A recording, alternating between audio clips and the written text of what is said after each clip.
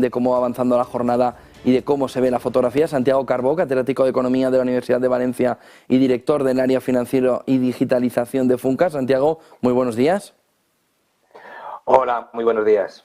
¿Cómo se ve esta fotografía en la que parece que puede venir algún cisne? No sabemos si negro o blanco, guerra de Ucrania, coronavirus en China, y esa fotografía de cómo el mercado también está percibiendo peores beneficios empresariales en el primer semestre, pero junto a todo eso, ¿cuál es el comportamiento, cuál es la fotografía que ves, Santiago?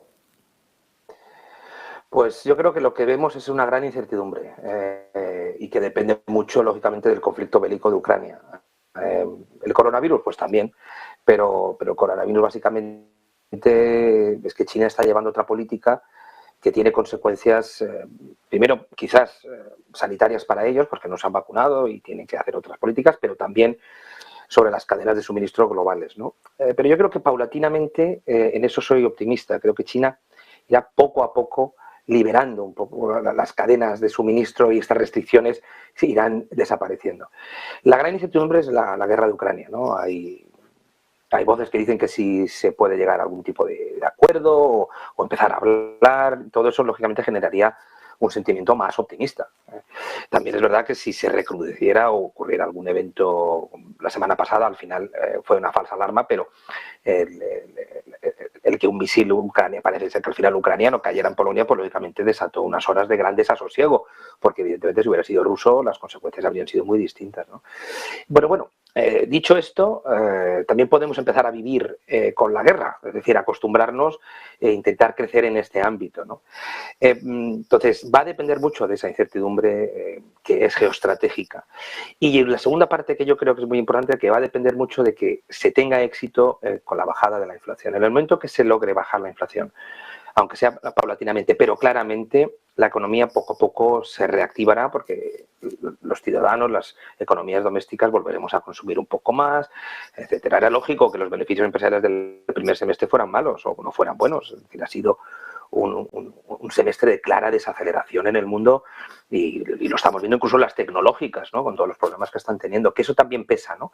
Había una burbuja en las tecnológicas y ahora pues empieza de alguna manera, o bueno, ya lleva 2 años pinchándose, pero ahora con el tema de los despidos pues lo vemos pues un poco más claro y eso también pesa en el sentimiento. Pero en el momento que se aclare un poco el panorama con la inflación o con la guerra de Ucrania, creo que este peso que ahora notamos igual no lo notaremos tanto. Inflación, viendo el comportamiento además de España, muy por debajo del conjunto europeo, ¿cree que en España se va a conseguir en 2023 llegar a tasas del 5, 4,5%? ¿O una vez que el tope deje de tener mucho más efecto, vamos a empezar a estar en una situación parecida a la europea? Sí, evidentemente, en el momento que no funcione el tope estaremos en una situación parecida, pero habremos tenido el gran frenazo que está suponiendo la subida de tipos. Es que por ahí se confía todo ahí, ¿no? A que, bueno, que se pueda causar recesión o cuasi recesión y se baje la inflación. El gran problema, que además alguna voz autorizada del BCE ha llegado a plantear es, ¿y si no tenemos éxito con esto? Esperemos que no sea el caso, porque sería el peor de los escenarios, ¿no? Una inflación del 6, 7 o que no baja y encima una recesión, ¿no? Yo confío que sí, yo creo que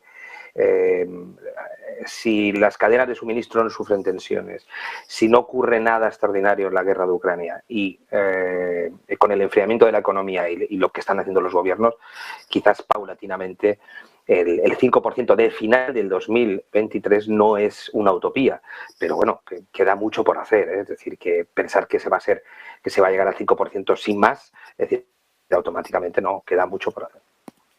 En ese entorno, también de qué manera se puede ver por parte de las empresas españolas de camino a esta campaña de Navidad, Black Friday enseguida, qué perspectiva hay sobre cómo puede marchar el consumo con unas familias que sobre todo en el primer semestre del 2023 van a tener el impacto ya definitivo de las hipotecas una gran parte de la población.